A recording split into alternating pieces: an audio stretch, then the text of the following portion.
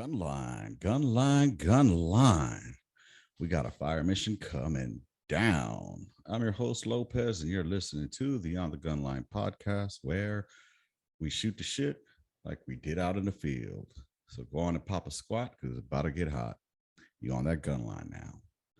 As you can see, I'm here on the solo tip today. It's going to be your midweek memo for the week of 6/7/2022. That's right. It's the 7th of June, 2022. It is 6:38 p.m. I just logged off of work and fuck am I tired.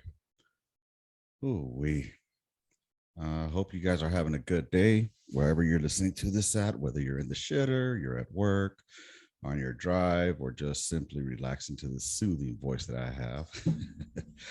um, Today's midweek memo is going to be a little bit on the different side. I'm going to get a little personal with y'all. I was reached out to by someone earlier regarding alcohol. And for those unaware, I've been sober now. It'll be 4 years in August. August 18, 2018 was the last time I had a drink of alcohol. Let's see. Yeah, 4 years in August. August 19th, actually. I was drinking on the 18th, and I'll get to that story here in a second. So, with that said, I hope you guys can just sit back, relax, and if y'all have any questions about this at all, feel free to hit me up. Um, if you're new to the podcast, I normally do 2 episodes a week. One is the midweek memo. Fridays, I do a one-on-one with another veteran. It's called the Shoot the Shit episode. And this weekend, I'll have a good one for y'all as well. But we'll get to that at the end if y'all roll on through with this. So, anyways, all right. I remember, back in my military days. Just so y'all know, I was in the Army for 10 years. I was medically retired in 2015. And this came about because of an idea that one of my old NCOs had. And thought it'd be cool, to have veterans come and share their stories, their struggles, challenges, and their wins. And, just get to know each other because every soldier or every trooper, every fucking Marine, every veteran has a story. And sometimes when we share those stories or those of struggle and triumph, there could be another veteran out there who's listening that might be going through that same exact shit or something similar. And listening to it can change their outlook or their perspective on things. So let's get to it. Back in the day when I was in the military, I used to get off of work and just sometimes, especially towards the end of my career, I would have a bottle of E&J. That's right. I was a broke motherfucker. Staff sergeant don't really make that much, but we do, but not enough to be buying fucking bottles of Hennessy like left and right. But anyways, I was an E&J drinker, and that goes back to my time before the military where I used to drink as well. And I love drinking E&J, and I will drink my 40s of Miller, MGD, baby. But anyways, it was beginning to affect me in a different way. When before the military, when I would drink, it would be out with homeboys or friends and just hanging out, listening to music, chilling out and shit, having a good time, and just being live with everybody. You know what I mean? It was just the thing to do. And but I didn't have the issues that came with it as I got older and progressed in my age, as well as with my military experience and whatnot, and my mental health issues, I guess you could say, that really make me spiral out of control. So the reason I've been sober now for the past 4 years is because it took an incident like the one that I went through to get me to realize that alcohol was not good for me. Now, again, I'm not anti-alcohol. I'm not anti-drinking. I'm pro responsible drinking. What's that mean? That means that if you can drink and handle your business and you drink to get a buzz and feel good and enjoy, keep on keeping on, that's awesome, man. Me, on the other hand, I was not like that at all. I had gotten to a point where I would drink in order to what I call is decompress, to try to feel better, try to relax. But my problem was I didn't know when to stop. Okay. I had no discipline as to when to stop. And that led me to the path of catching a DUI. And the problem was that I had my kids in the car with me when this happened. So in Texas, that's a felony. So I have a felony DUI. That caused a big tear in my family, my immediate family, my wife and my kids. You know, I almost lost my marriage. We went through a year where we were pretty much just glorified roommates. And, she had I gave her all the reasons to, you know, have me in that way because prior to I was drinking, my drinking was out of control. And I would get loud, I would get emotional. And it's funny because part of the reason that I would drink was because I wanted to feel emotion. You know, um, I would drink because I wanted to feel. I wanted to feel an attachment. I wanted to feel something. And unfortunately, when I did get to that point, the feelings would then evolve into something else, which would lead me to more drinking, which would then lead me to black out, which would then lead to fucking not making the memories with my children that I wanted. And it was affecting them. Fuck me, but it was affecting them. And in the military, or while I was in the military, I would drink to decompress, to just fucking forget about the day, and just try to fucking relax. But again, I couldn't stop. And what I realized is hindsight being 2020, um, there was nothing I was escaping from. If anything, I was just forgetting about it for that time period. And then it still came back. Or if nothing else, the more I drank to escape, the more it actually amplified the feeling of whether it was distress, frustration, feeling sorry for myself. It amplified that. So it caused me to make more errors in my life than anything positive. Again, if you're one of those that can drink and have a good time, you can have a glass of fucking cognac with a cigar. Cool, man. I wish I was able to do that. I really do. Unfortunately, I can't. And I can tell you stories of how lucky I am to be alive. For example, there was one night that during my time as a private, me and one of my buddies got in my car and we had a bottle of Bacardi and we drank that shit while driving onto Fort Hood from Copper's Cove, drove around fucking the Battery area and then drove around Fort Hood. I don't know why, and then it was stupid. It was just stupid of me. And then I would get home and have no idea. I remember that we woke up the next day like, fuck, what happened? And there was an empty bottle of Bacardi in my car. So luckily, I didn't fucking crash into anybody or worse into any one person and take a life. That would be horrible. My drinking was out of control, y'all. But again, I was drinking because I wanted to escape. And then as I was talking with this person who had reached out in the Instagram, as I was typing up what I was, replying to him, I realized that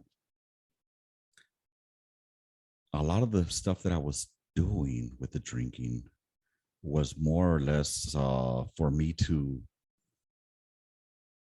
justify my assholeness, I guess you could say, because I could always blame it on the alcohol. You know what I mean? Anything I did incorrectly or did wrong, I could always say I was drunk. In other words, I wasn't taking my own personal responsibility for the shit that I was doing. And that's not cool. I mean, here I am, I'm a 44-year-old man, and it took me 40 years to realize that maybe drinking is not cut out for me, or I'm not cut out for drinking. And I try to say, it's only when I drink liquor that it happens. And it's true. When I drink liquor, that's when I will fucking get out of hand. With beer, I can handle my beer. But what happens when you drink beer and somebody pulls out some liquor? Fuck it. Let's do it. You know what I mean? Again, I don't have the discipline for it. So rather than, try to just drink one and not the other, I just take it all out. Take all of it out of the picture. Um, what that leaves is a void now. How do you fucking, because it's a vice, you know what I mean? It's something that it becomes like a necessity. I wasn't an alcoholic because I could I can go without drinking. I didn't need to, I wasn't somebody that needed that fix. You know, I would drink because I wanted to, and I wanted to feel, and I wanted to use it as a way to get in touch with my emotions or with myself. And I know there's others that they drink because they need to have that drink. It's kind of like a smoker. You need to have that cigarette.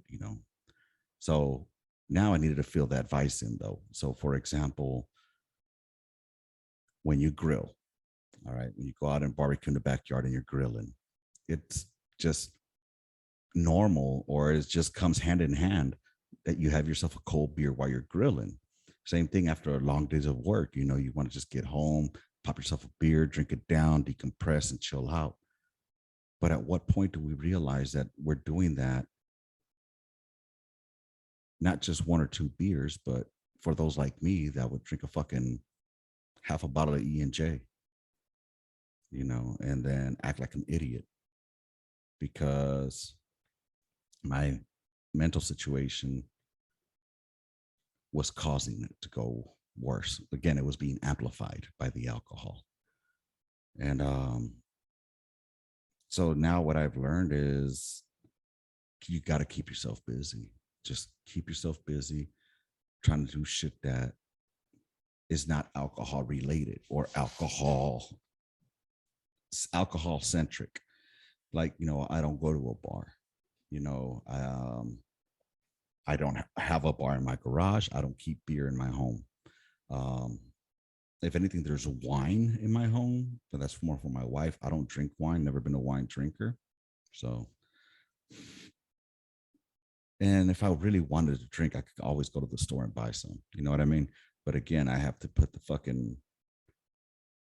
I have to weigh the risks. Is it worth getting that buzz?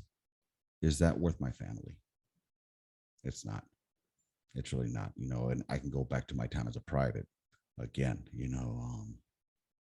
I had an Article 15 when I was in Baghdad, which that's non-judicial punishment for those that are not Army. If you're like, one of those other branches, but is NJP, non-judicial punishment. And anyways, yeah, I got the 45, and luckily I didn't lose rank. Uh, I did get flagged for I think 6 months, but you would have thought that would have taught me a lesson, right? What it taught me was not to get caught, you know. So, and we all do it out there, man. We all drive fucking drunk. So, miss me with that bullshit. Because even if you drink just two beers, granted, you might be feeling like you can drive, but you're already fucking impaired, bro. So, anyways, as a kid, I grew up around drinkers. People drank beer, drank liquor, and I would drink here and there ever so often. I started drinking as a teenager, but again, it wasn't in excess. You know, I would drink a 40 when I was in high school. I would drink 40s with my homies. I would drink 40s with my friends or whatnot. But it wasn't to the point until I got older and I experienced some shit that it started affecting me. The alcohol started affecting me in a fucked up way. And again, I'm not trying to make excuses. You know, this is all me. That's the thing about the alcohol. It gave me an excuse. You know what I mean? I was able to use that as an excuse. So when I joined the military, we did a lot of drinking there too. I mean, we said FA stands for fucking alcoholics. You know, it's what we did. We worked hard and we fucking partied harder. Korea, forget about it. I mean, I don't know. I had a lot of blackout nights there, and a lot of memories that were made that I won't remember. I'm sure there were a lot of good times that I will never remember. But along with that, I have a lot of bad times that happened and I don't remember, and that's where it became an issue. So I'm hoping that anybody out there who is using alcohol as a form of escape, it's gonna only be temporary, bro. It's only gonna be temporary, and I'm telling you this from experience.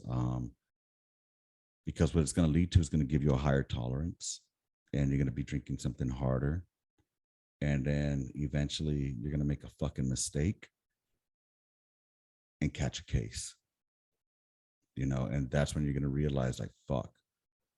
So before it gets to that point, you know, as fucking retarded as this sounds, but try to see if you can find something to fill that void or to try to decompress. I'm gonna give y'all something.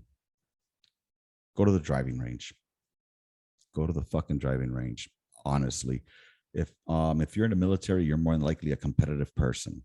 You're somebody who likes to fucking have results. You're results driven, and picking up a golf club and whacking that shit out of a fucking golf ball, trying to get it as far as you can. There's something to it, like when you start getting into it, like into golf itself, you start realizing, you put a lot of focus into that striking that ball. It's not just about walking up and just swinging and it's gone. There's a lot of technique that gets into it. So you start putting more focus onto that, and it challenges you to become better as far as your swing, and then and launching that ball. And once you get that one pure hit, it's what's going to keep you coming back again. So again, that's one avenue that I used, and I haven't gone golfing in a while, but I really fucking miss it. Yes, there's alcohol involved there too, but not all the, it's not something that's necessarily out there all the time. You don't need to do it. You could just be out there fucking just and just having a good fucking time. Um, Other things, honestly, I've started looking into camping. You know, if you have a family, if you got children, a wife, and whatnot, or if you're divorced and have kids, just take the kids out for a weekend. And it helps you see what's out there. That there's so much more than us that we're missing out on because we rather fucking stay home and get drunk and drink, man. Um, I'm in the process now. I'm looking at RVs because I'm planning a trip with my kids to Mount Rushmore for next July. And not this year, next year, obviously, for the 4th of July. And I want them to experience that shit, man. I missed a lot of fucking weekends and a lot of time, not just because of the military going fucking on deployments and being in the field, but also because when I was home, I was too busy getting drunk. You know what I'm saying? I was too busy looking for that answer at the bottom of a fucking bottle. And what answer am I talking about? The answer as to why do I feel this way? Why do I feel fucking alone? Why do I feel inferior? There's times where I felt inferior There's times where I fucking had survivor's guilt, and I was looking for that answer at the bottom of a bottle, hoping that I would have like a fucking moment of clarity, I guess you could say, or a fucking um something that would pop up, like a fucking vision quest. Like I'm a fucking Indian over here smoking on some fucking peyote heading out to the fucking woods. You know what I mean? But no, it didn't work out that way, man. I began actually to romanticize, if that makes sense, being an alcoholic. I romanticized it, like having that. Yeah, I was an alcoholic once. You know what I mean? It's just fucking weird. And I can't believe that I was that person. You know, why can't I be who I used to be? Is one of the biggest questions that I asked myself, and drinking was that connection that I had to who I used to be. Again, when I was younger, I used to drink and I didn't have a hard time. I didn't have a bad time, and if I did, I would get emotional, but it'd be like, as they make fun of it in the movies, like, I love you, man, that type of fucking drunk, versus the type of drinking that I was doing 4 years ago and before. I mean, 2015 is when I started drinking really hard, and in 2018 is when I caught my case. So, you know, um, I'd really love to hear if any of you all out there are going through any of these issues. Like, what are the challenges you've had? If you're sober now, what were some of the issues that you had that led you to become the person who is sober now? you know or did you catch a case like I did, or were you able to nip it in the bud before it got to that fucking point? And what did you fill that void with? This podcast here, it has been filling a lot of voids for me. That sounds gay as fuck. Goddamn. If it was not a solo, I could hear motherfuckers talking shit. But yeah, I mean, I would like to know what y'all think. Like,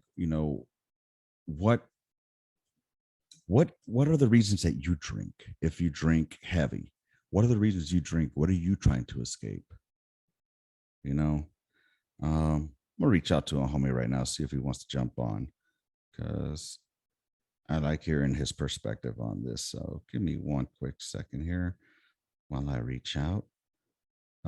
So yeah, I'd like to hear it. If you have quit drinking, you know, what led you to that decision? And if you are a drinker, who socializes, how do you know when you've got to the point of like, okay, I need to chill out now? You know what I mean?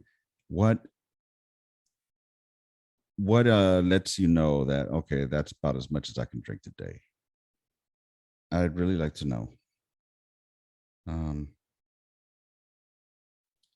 it's a struggle out there, specifically when you're alone, you know, um, and you're bored, you drink. You drink, you know, um, on a personal note,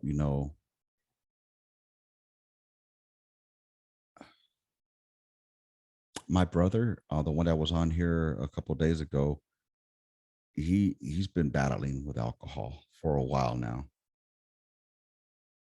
And it's it's been a struggle. It's been a struggle. Um, he's out in Colleen right now, and because of alcohol and his mental health, he's been battling his internal demons. He's a Persian Gulf War vet. Um, he definitely saw shit out there, you know. Um, and this is what he sent me when he was downrange back in '91. That's a body of an Iraqi, burnt up to a crisp after the tank battle that he was involved in. and that fucked him up. So I'm gonna reach out to my homie right now. He's gonna come on here. Y'all know him already as my co-host. It's Hunt, and I'd like to hear his perspective. I'll let him know what we've been talking about here. I just wanted to jump on here and for a few minutes and just talk to y'all, and let's get this midweek memo going now. And I appreciate y'all being here with me, man. It's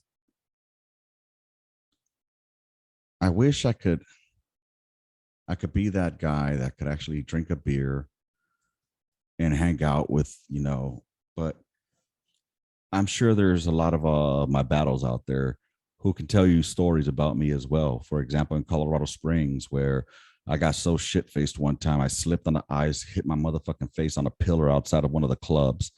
Then I ended up pissing in my homeboy's closet, thinking it was the bathroom. You know, that's one right there. They make for funny stories, that's for sure. But there's those other stories like catching a DUI because you were driving drunk with your kids in the car. That's the flip side of that. There's the times that we drink because we want to reminisce on the times that we have with our fallen brethren, and have a drink for them. But again, I can't do that because it just keeps fucking amplifying it. And I'm no good at it, y'all. They say AA is good. I did AA because it was court mandated. And well, it works. The program worked for some, I didn't need it. I honestly didn't feel that I needed it because, again, I don't see myself as an alcoholic. An alcoholic to me is more along the lines of somebody who needs to have that drink on the daily. Now, I was getting to the point where I was going to become an alcoholic, but I wasn't there yet. Now, the reason I say I was getting to that point was because there would be mornings that I would wake up and I would have a beer right before I went to work. So that's why I say I was teetering to the point of alcoholism, but I wasn't an alcoholic. I was just a shitty drunk. And I got Hunt here with me now. Yeah, according to the brother, can you hear me? Yeah. All right, Gunline, and I'm back. Full disclosure, I'm not sure if this is fucking we're gonna work or not because I ended up having to close the other meeting out when I brought Hunt in, and I want to see if it recorded because I recorded for about 15 minutes, I think, or so before we started, and I need to see if that actually worked. But and then there were some audio issues on my end, but I do hear Hunt now, so all right. Yeah, I got you, brother. Thanks for being patient with me. So I was talking about alcohol on this beer run. Hey, that's the perfect motherfucking one to have, but it's funny you have that. The crazy thing is that, so it's like I had said before, I'm not anti-drinking. I'm pro-responsible drinking. You know what I mean? Of course. So what that means is that if you drink and handle your drink, more power to you. If you're not as long as you're not becoming like a functional alcoholic or somebody who needs that shit in order to fucking, make your day go through, then you're good to go. Me, I was just a shitty drunk, teetering on the cusp of being a fucking alcoholic because I started realizing I was drinking hell at lunchtime or, I'll go buy myself a tall can, or early in the morning, I would drink myself a fucking a beer just to get the day going. You know what I mean? It happens, man. Come on, man. First I might invite you to his office for lunch and be like, "Yo, let's drink." And you're like, "Hey, fuck it, it's crazy because it used to be like that back in the old days, back in the 60s and shit. Motherfuckers would have office meetings, right? Look at Mad Men and shit like that.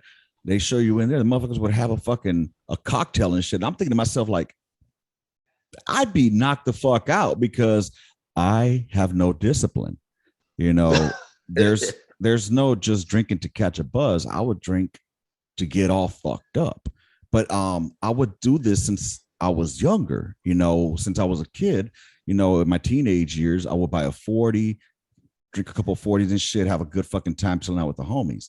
But this more along, it goes to, I think I want to go to the perspective of why is it that a lot of veterans specifically turn to the bottle, because they couldn't smoke and they couldn't do drugs to do that shit. That's why. That's the honest answer. Because let's face it, they always say that alcohol is a drug too, but it is a legal drug and it's easy to get a hold of. Mm-hmm. Even if you are, 18, 19, 20 years old, you're in the barracks.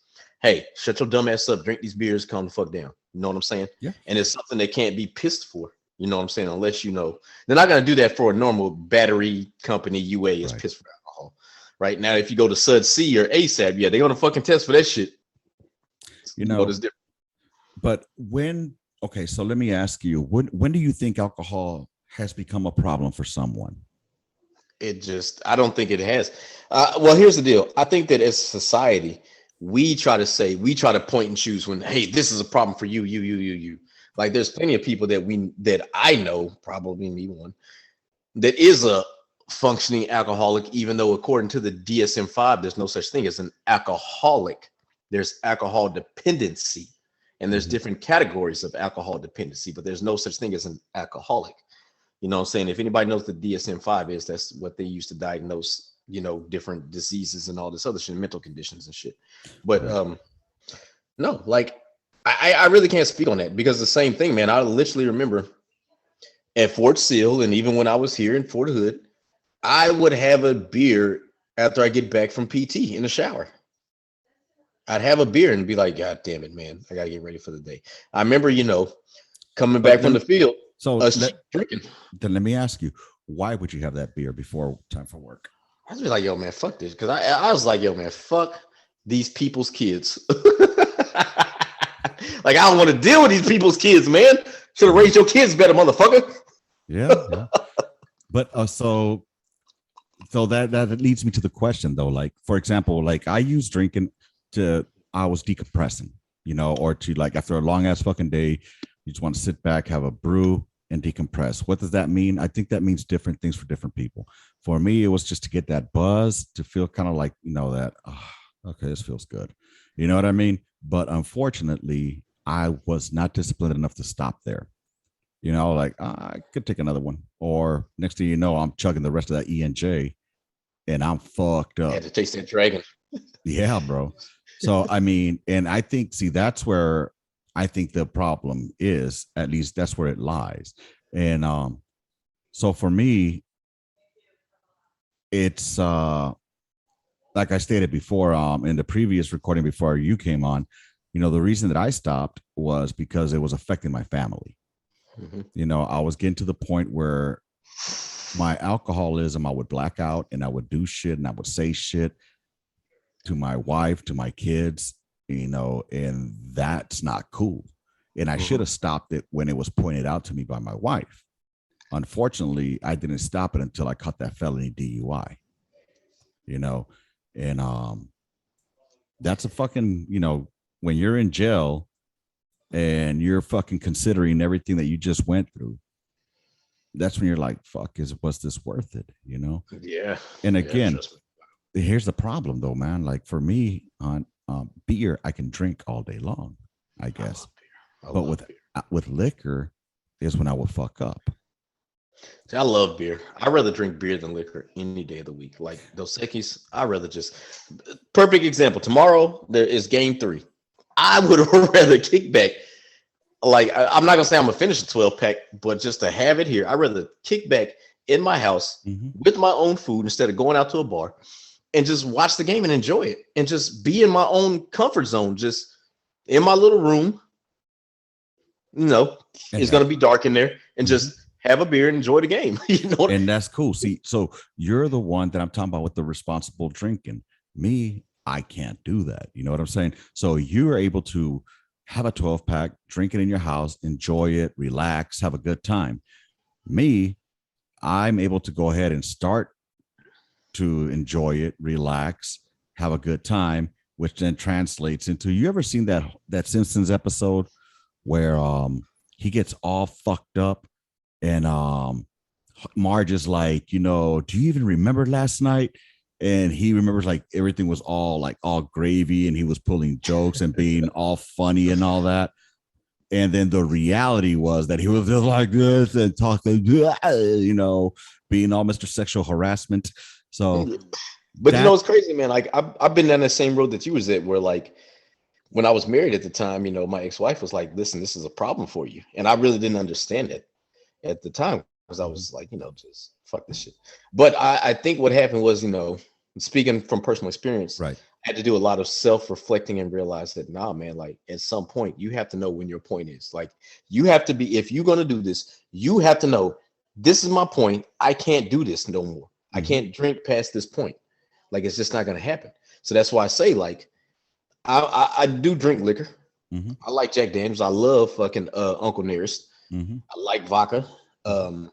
But beer, I just love beer. And it's at the time, even like, I'm going to drink to the point where I'm like, okay, stop. And it's not so like, I don't, it's just weird. It's just like, I know, listen, do not go past this point. If you are going to be around people, I'll put it this way. Even when we had little get-togethers, right? And I was still drinking in my house and it was everything. There was a certain point that I knew, like, I'm not drinking no more. Right. Like, I've reached my limit. This is it. This is the source wall for all those DC fans right there. This is the source wall. You can't go past this source wall. And I would be like, nah, man, listen, I'm not drinking. I don't offer me shit. Y'all have whatever the fuck y'all want. And I stood on that. I'd be like, no, I'm not drinking no more. And see, that's where we differ. I can't stop. You know what I'm saying? So that's why, again, responsible drinking, I'm all for it. Handle your business. But there's some other folk that they drink because it seems to be, not right now, babe. In a few minutes. I'm sorry. Huh?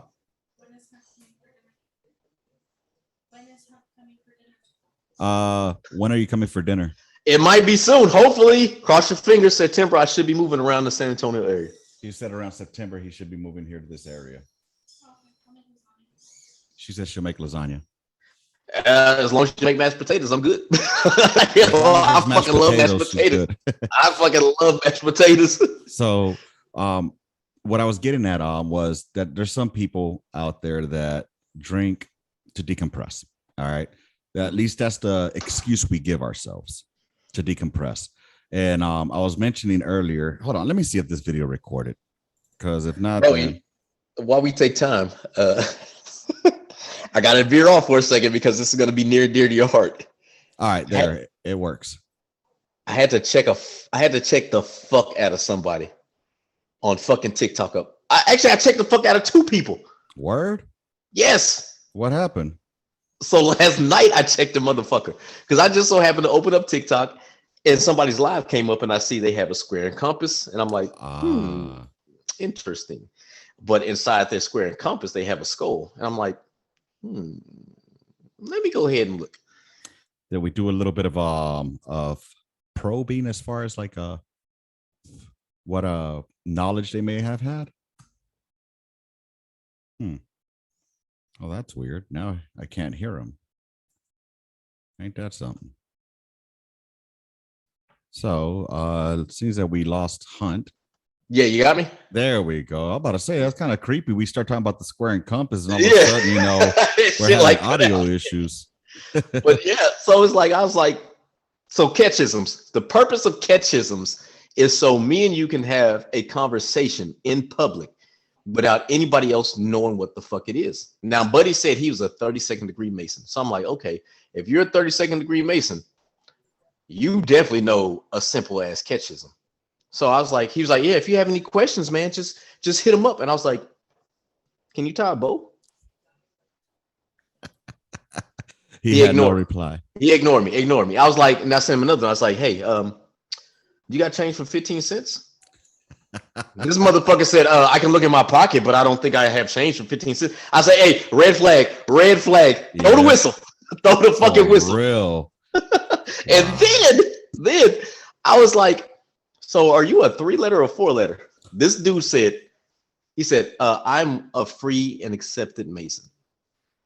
Not 5 minutes went by. Someone asked him a question similar to that. He was like, I'm ancient, free, and accepted. I was like, yo, time out, brother. You just said you was free and accepted. Now you're saying you're ancient, free, and accepted. So you went from being a 3-letter to a 4-letter. I was like, nah, man, something ain't right about this shit. Yeah. And then he kept saying, the great architect. Brother, is not great. You know what? Does his lodge? I mean, it's probably not his fault. He's probably in a lodge that's not fucking not chartered. You know what I mean? Just like, brother, it's not the great architect. Yeah. I mean, dude, I called that motherfucker out. I was like, bro, and I don't blame you, but this motherfucker, holy shit, I recorded for half an hour the first time. Ooh, I didn't even know that. Yeah. So anyways, I called that dude out. And then this other dude, I just sent you a message on TikTok. Oh, okay. Motherfucker was, so you have to go back and look at the whole thread. Okay. This dude tried to talk shit about people doing convoy security. And I'm like, hold up now, hold up. Okay. Convoy security, that's 2005, 2006, baby. Yeah, we ain't gonna talk about that shit because shit got real. And he was like, oh, all y'all did was pass out MREs. This motherfucker, I broke this motherfucker down. He was like, well, I was in 167 armor. Yeah, over at 4ID when they were at Fort Hood. I was like, oh, baby, you fucked up. I was like, first of all, now I'm finna break shit down to you and everybody else. I was like, since you want to talk, and he said he was in headquarters. I was like, yo, fuck. Bro, I broke this shit down. I said, listen, first of all, since you want to talk that shit, I'm finna put you out on blast. I said, the first people in Iraq were the Marines, followed by 3rd ID, followed by the 101st. That was the order of merit, if you will, that went into Iraq. It was the Marines, 3rd ID, 101st. I was like, I know that because I was part of that fucking initial invasion. I was like, you motherfuckers at 4ID, y'all circled around for months waiting for Turkey to give y'all permission to enter their country to use it to come in that way. I was like, so you can't say that shit. And I was like, and then on top of that, I said, bro, you said yourself you were at headquarters. I was like, you passed out MREs and you want to talk shit about people real that were on the convoys, bring you to the MREs to pass out. I was like, don't talk shit. And I said, on top of that, brother, I know somebody that was in that fucking unit. I was like, don't make me call this motherfucker up and ask him everything the fuck I need to know about you. The motherfucker start backpedaling. I was like, yeah, bro. Like, yo, don't be false flagging. Don't be claiming this shit that you ain't. And who the fuck cares what you were doing, bitch? You served your fucking country. Exactly. I don't give a fuck if you were water purification. I don't give a fuck if you were laundry. You deployed over that motherfucker. You ran the risk of fucking IDF coming and hitting your shit. You served this fucking country when motherfuckers didn't want to do that shit. It don't fucking matter. You if you was a quote unquote pogue, so the fuck what? Proud of it, baby. Bullets don't fly without supply, and I ain't even supply. That's funny you even said that. I was actually on a live this weekend with this one Marine. He was doing a live on the gram. He invited me on and shit. I'm gonna have him on here hopefully soon too. He's a woodworker, kind of like Scotty. Yeah. So I got through him through Scotty, but he's a Marine. He was a supply. He was a box kicker. You know what I'm saying? He said the same shit. Bullets don't fly without supply. We were just talking shit back and forth. Yeah. It was pretty cool. It was a good time. But here's the thing, man. Within the military, we're gonna talk shit about each other and each other's MOSs. That's just what we fucking do. We do it inter-branch as well. We talk shit about fucking Army, Air Force, Navy, Marines. And stepchildren. Even the Coast Guard will give some. You know what I'm saying? But within our element, we'll talk shit. Now, if you're going to exaggerate your fucking service, then are you not proud that you wore a uniform? You know what I'm saying? Now, I will definitely talk shit about awards and when they're merited and not merited. For example, I always talk shit about S1 getting a fucking Bronze Star when they should have got a motherfucking MSM instead. But anyways. What? I'm just saying if they want to give them the equivalent to something like that because they're at E7 or above, Hey, take this motherfucking Black Dragon pat on the back and call it a day. Yeah. I don't know why people have to do that. I've never exaggerated my combat experience. My war lasted like in action, in combat, actual combat, or being firefight or whatnot, it probably out of 3 deployments, I would say all of it put together, maybe 2 hours. Bro, I can say Total? honestly, I can honestly say, man, that I can remember is 5 days. I'm 5 just saying days. actual fucking, Yeah. actual back to back, or fucking direct No, that's threat. what. Yeah, You know what I'm bro, saying? that's what I'm talking about. Like 5 straight days Yeah. when we shot when we were shooting into the Ziff. Mhm. This was OIF1. So, like I said, man, like, and I had no. I like this. My third deployment, I was in a training room. I was so chewed up. They were like, "Yo, sit your ass in the training room." Then they moved me to fucking battalion. Yeah. Shit. Okay, walk and tell you. But fucking, you know what I'm saying? But no, man. Like, I have no problem with it. Like, my literal combat experience, which, let's face it, it doesn't really. I don't want to downplay anybody, but I don't think it means anything. But it was 5 days. 5 days straight, we shot into the jet. And this is the 5 days that I can remember because I didn't have a watch. So I wouldn't be like, Right. oh, then 1 day, 2 days. I was trying to count the sun. Right. But fucking 5 days straight, shooting into the jet. And we knew every time we had a fire mission coming on, because this is back when the Kiowas were still there. So the Kiowas would go off, they would go shoot in the city, they would come back. Once they landed, fire mission.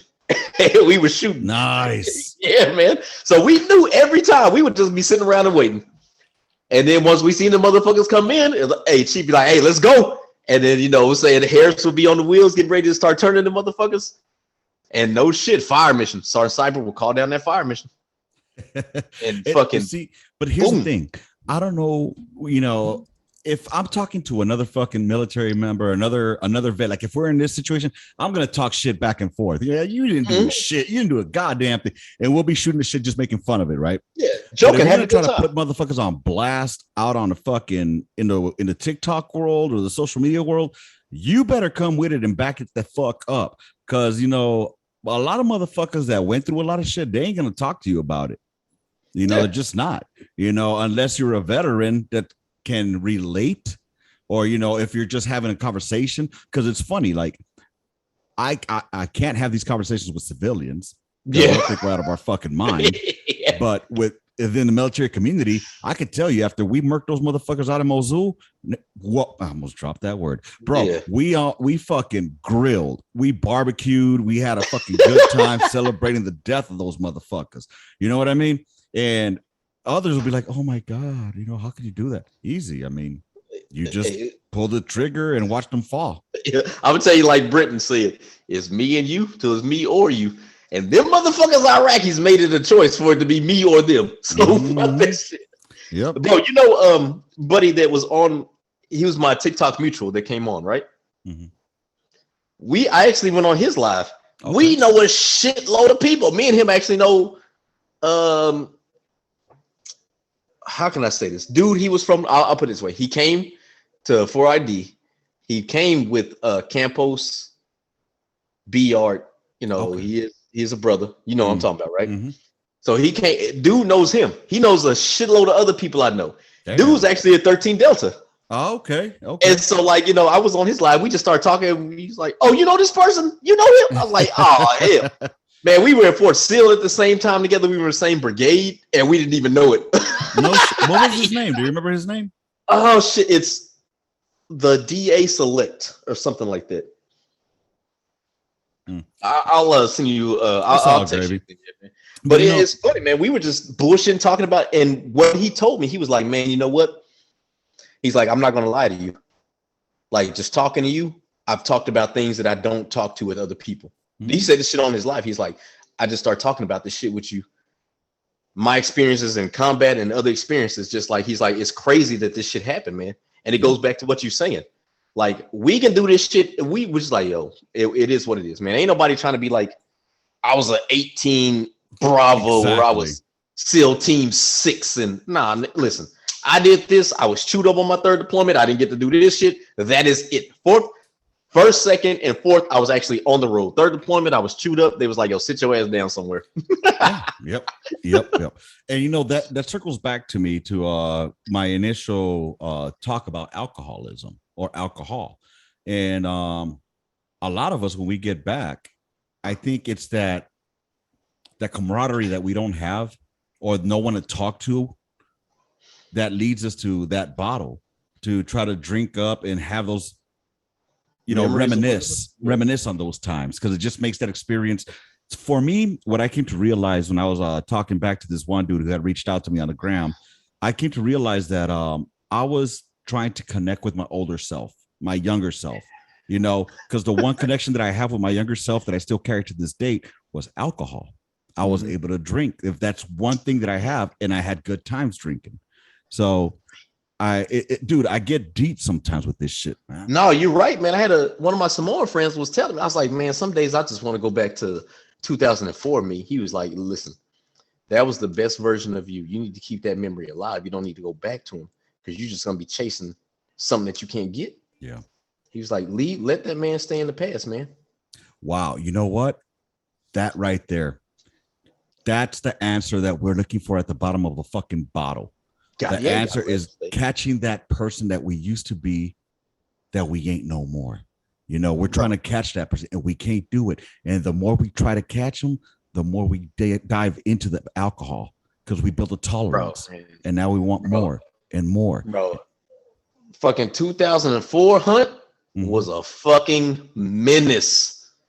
A huge menace. Like, I'm telling you, like, I fucking sit back and I'm like, yo, man, I came a long fucking way. Like, man, I remember I had this chick in my room, bushing. Then this motherfucker want to play my video game. And then, like, I was like, yo, you gotta leave. And it was that classic scene from Friday. She's leaving my room, girlfriend coming in my room. I'm like, oh, fuck. Still beat girlfriend's cheeks, roommate still in the other room. I was like, man, fuck it. I don't give a fuck. Like, I was just 2004 me was something else, man. That, but I know you seen me 2005, but if you'd have seen 2004 me, you'd have been like, yo, you're gonna catch an STD.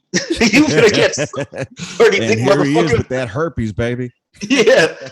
Oh my God. I was just a fucking I literally, we took my car to the fucking club. Like, I don't know how the fuck. All I know is, like, I guess we picked up some people because they were drunk. Yeah. So one of my friends was driving. My friend Minor was driving. Credit was in my passenger seat. Feast, Orman, myself, and my girlfriend were in the back seat. And I literally just pulled my dick out and started having this bitch give me head in the back seat in a car full of people. And then when we got to her house, right? I'm outside of her house fucking her. And I'm like, yes, like, yo, like 2004 me was a wild motherfucker, man. But bro, think about this too. How old were you in 04? 21 going on 22. It was a young man. Wow. Bro, I was like, call this chick up. I'd be like, yo, man, I'm finna come over your house. So she was like 19. So it's 2-year difference.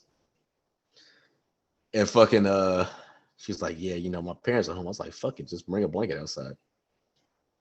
Just go outside, start fucking. I was like, man, I was a wild motherfucker, man. I ain't doing that shit now, man. I start getting too many strokes, man. My chest started hurting. I'm like, yo, fuck this shit, I'm done. Hey, you know what's fucked up now, Hunt? Well, now we're fathers of daughters. I know. And we gotta watch out for motherfuckers that used to be us. You know what I'm saying?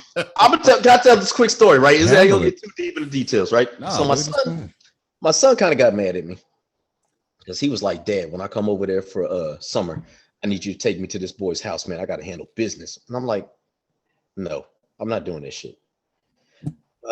So we going back and forth. And I was like, well, how about you ask your mom to fucking drive you all the way down here to go handle that business? And he was like, nah, mom's not gonna understand, but you will. I was like, I don't understand shit. Blah, blah, blah. I was like, nah, what you don't understand is, as a man and as a father, my job is to keep you from doing dumb shit. So I was like, I don't care how pissed off you get at me. I'm not taking you to do no dumb shit. I was like, listen, matter of fact, he was like, oh, I'll find another way. I was like, listen, matter of fact, you need to stay your ass at your mama's for this summer because that shit ain't happening. I was like, my job as a man and as your dad is to keep you from doing dumb shit. Why would I take you to go do the dumb shit? Amen. What fucking man would I be? What father would I be to take you to go do some shit like that? It'd be different if I say if this were the 80s and motherfuckers could actually go and knuckle up. You go talk to the other dad and be like, hey, my son got a problem with your son. I say, let's glove him up, throw him in the backyard. You know what I'm saying? But nowadays, That shit can't happen nowadays, man. You know what I mean? But that shit would have to be squashed right then and there. You know what I mean? Like it used to be back in the day. Catch a fair one and then just roll. Yeah. But no, man, like I'm not going to take you as I'm not. I don't care how pissed you are. Mm-hmm. And I would really hope that the day that he becomes a father, he'll understand. His son talk some stupid shit like that. He'd be like, "Yo, what the fuck? I'm not going to take you to go. I'm not going to put you in harm's way." But let me tell you something, Hunt. That also shows the maturity in yourself. You know what I'm saying? Because let's go back 10 years. 10 years ago, Lee Hunt probably would have been like, fuck that. Yeah, let's go ride. I'm going to ride with you. You know what I'm saying? Who this little kid is? I'm going to go fucking put my hands on him. You know what I'm saying? So it's the truth, bro. I mean, it just shows the maturity in us because you're about to be 40 years old. You know, I can't wait, baby. I'm going to be 45 this year, bro. And, you know, it's crazy that it takes us so long to realize the shit that we done did when we were younger. But it's a blessing in disguise because we have that experience. In other words, you know, kids can't pull a fast one on us because what you were thinking, we done did already. You know what I'm saying? I'm playing chess. So do me a favor, dog. How's your TikTok looking right now? You want to go live? I was thinking, you know, let's go live and see if you don't mind asking the question, why do you think veterans reach out to the bottle sooner than they'll reach out to a friend? All right, let's see. Hold on. You know, that's just the question I want to pose because it's really, I think something it's really, I think a big dilemma that we have within the veteran community that, you know, we tend to go to the bottle, but we can't handle the bottle. You know what I mean? And is it our pride that keeps us at the bottle instead of reaching out for help? Does that make sense? Or, I mean, if I'm just talking stupid, please let me know. I mean, I want to know. Yeah. I just want to know. I'm going to relabel this. So. Oh, yeah. You know, and while he's doing this, y'all. There we go. Uh-oh. I had to really try to spell that out. Oh boy.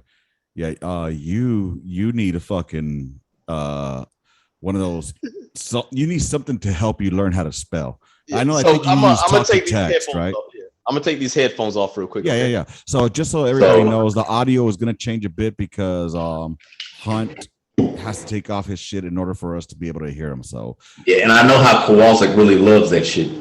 Oh yeah. So now you can see the audio has changed, but this is the way that we do it because this is how we roll because we are a very small podcast.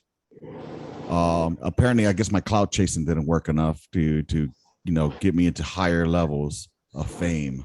Apparently, so. But anyways, y'all, let me know when we're live on the Tickety Talk now. And let's see, done.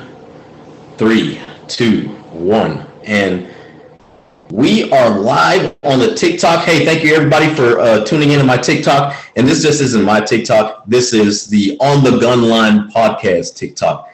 Your host right here in front of you is Mr. D-Lo, host of the On the Gunline podcast. And he has a question that he wants to ask everybody real quick.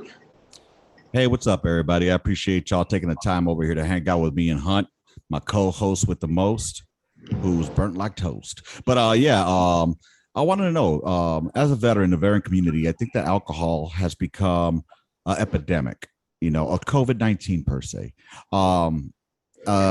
because we tend to go to the bottle. And if you're a good drinker, that's cool, man. If you can handle your drink and be a responsible drinker, that's awesome. I'm not anti-drinking. I'm pro-responsible drinking. I've been sober for 4 years now, you know, and it's not an easy fucking journey.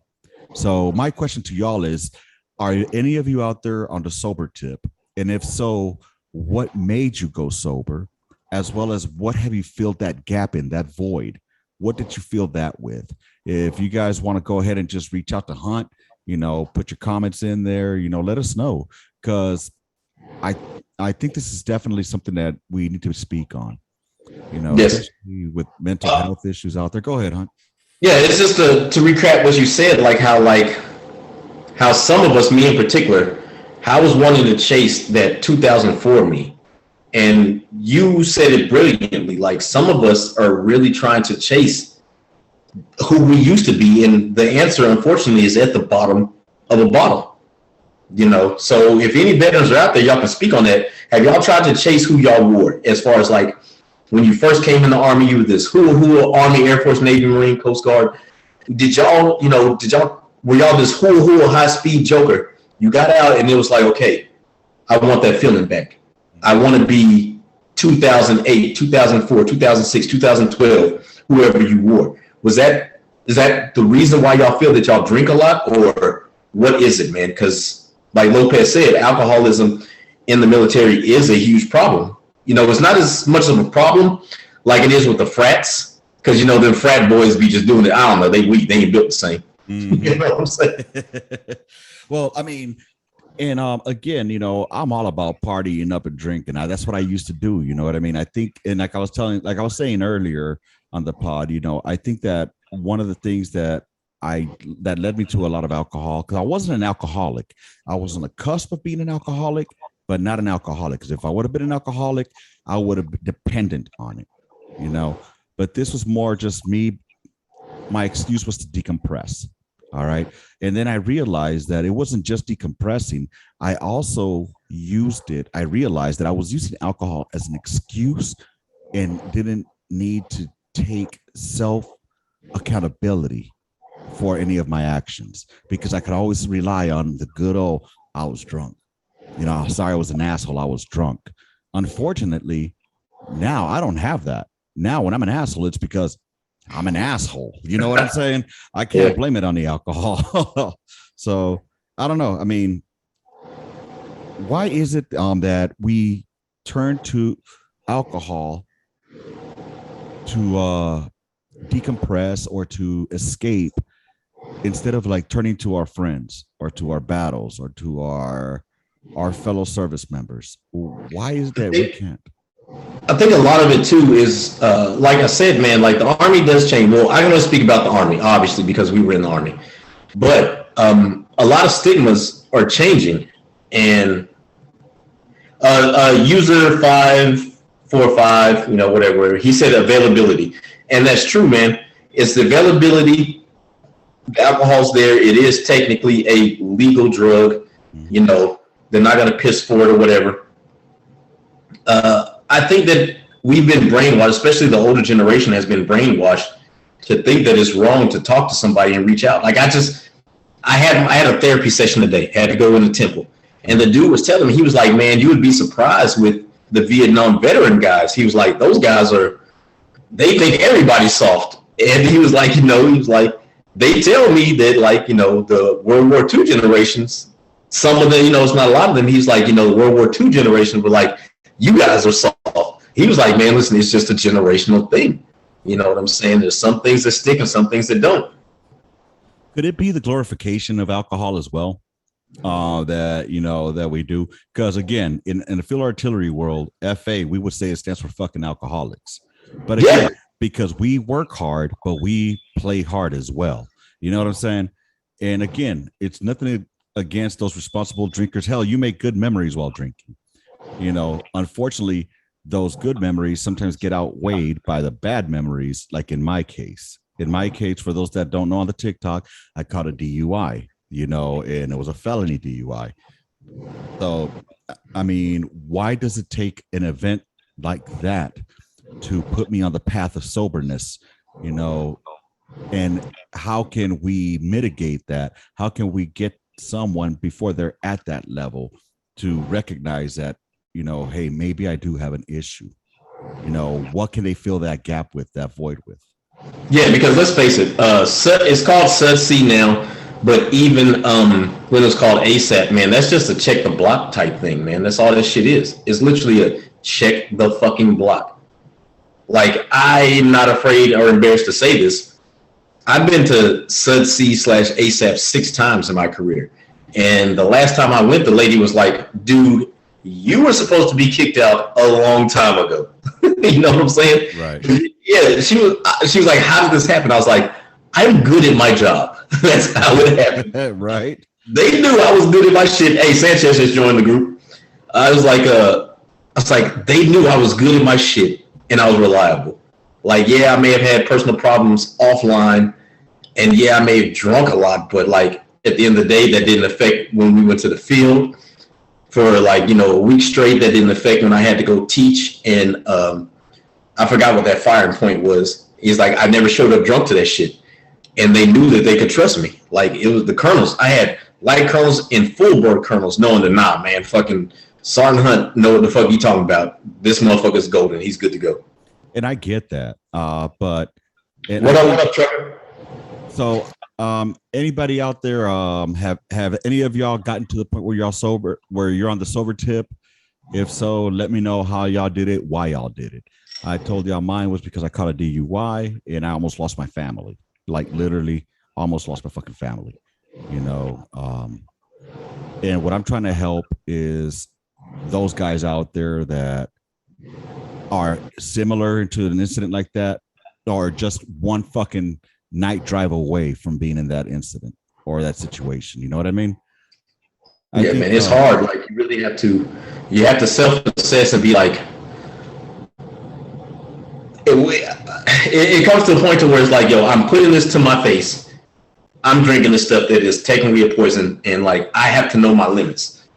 And like I said, man, it's just hard. And that's the problem, is knowing your limits. It's not just that. It's also Trevor discipline. Hasn't touched alcohol since 2015. Hey, applause to you. Good job, brother. Good job. Yeah. He said it's cold turkey flat. I went cold turkey when I stopped smoking, man. But like, I'm not gonna lie, man. It's been hard for me to stop drinking. Like I said, I was in sub C ASAP 6 times, and it's hard. Like, for homeboy that quit smoking in 2015, what was the cause behind it? Did you do it because it was impacting your life, or because it had impacted your life in a negative way already? Were you able to stop drinking before it got to the level where it impacted your life in a negative way? If they don't mind sharing. Sanchez said it's like, for him, he only drinks when he wants to, and he doesn't feel pressure to. And that's good. That's a responsible drinker. Trucker said, it was no cakewalk.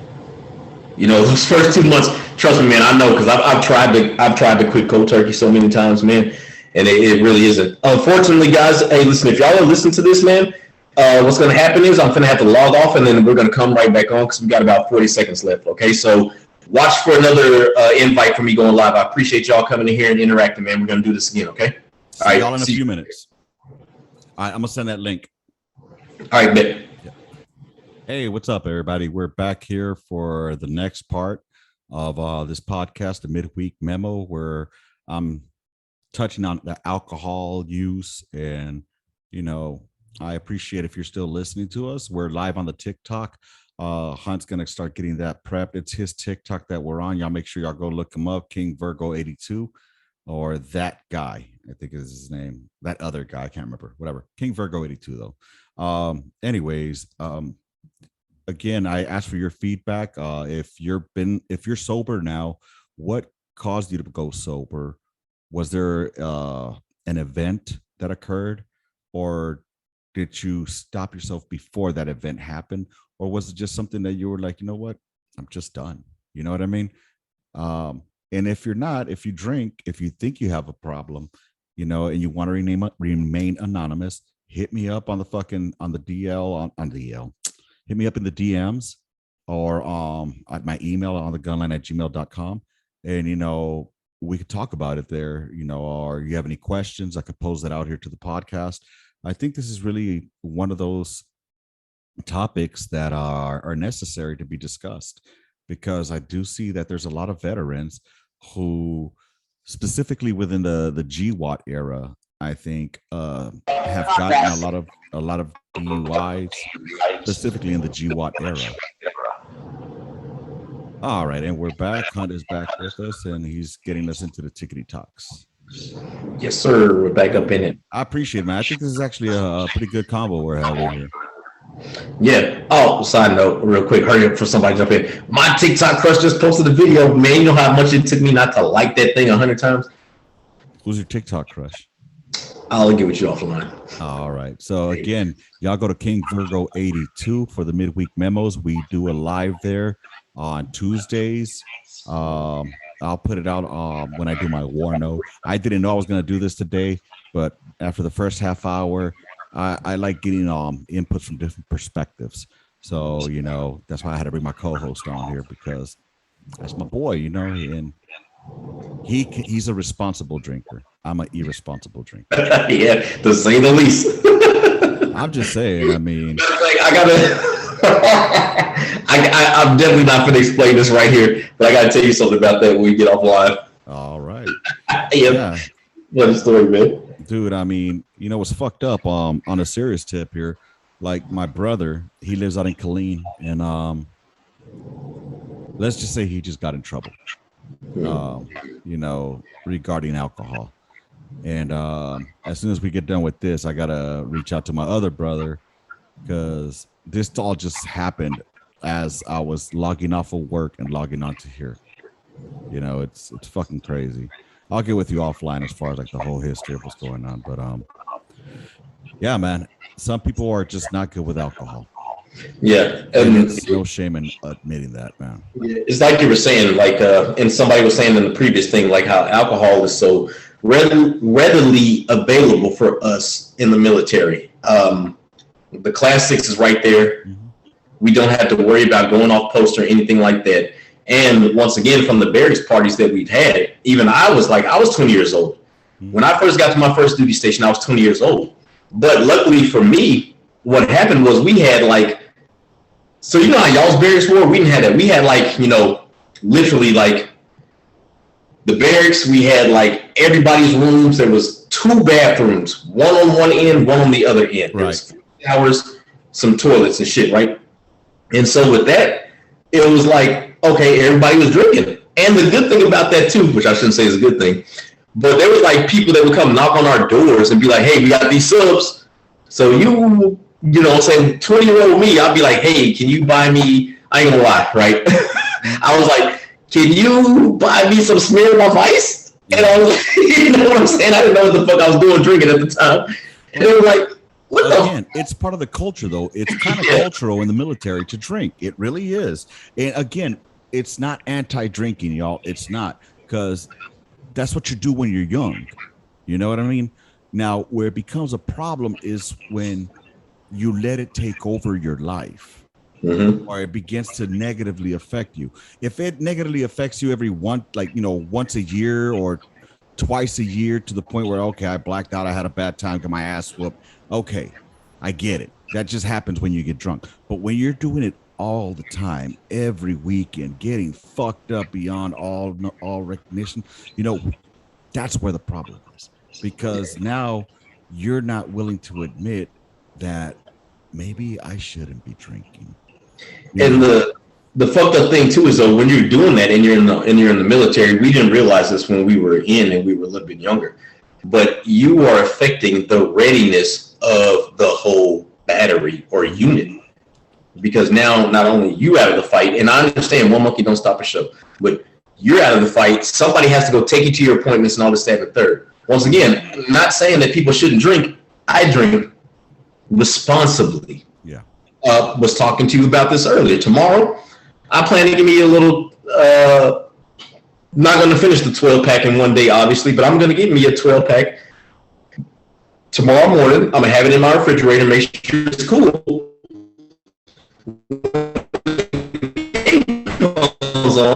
Man, I got some barbecue chicken left over, some stuffed barbecue chicken titties. You know what I'm saying? And I'm going to enjoy my stuffed barbecue chicken titties. I'm going to enjoy me a nice cold Dos Equis, and I'm going to watch the game. I'm going to have fun. And this is going to be, okay, me in my own zone, me vibing. I have my little 12-ounce Dos Equis, watching the game, talking shit like, oh, that's a foul. You know what I'm saying? Yeah.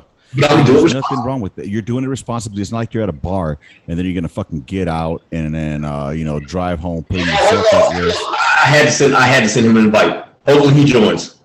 Who that? DA Select. What guy I was telling you about?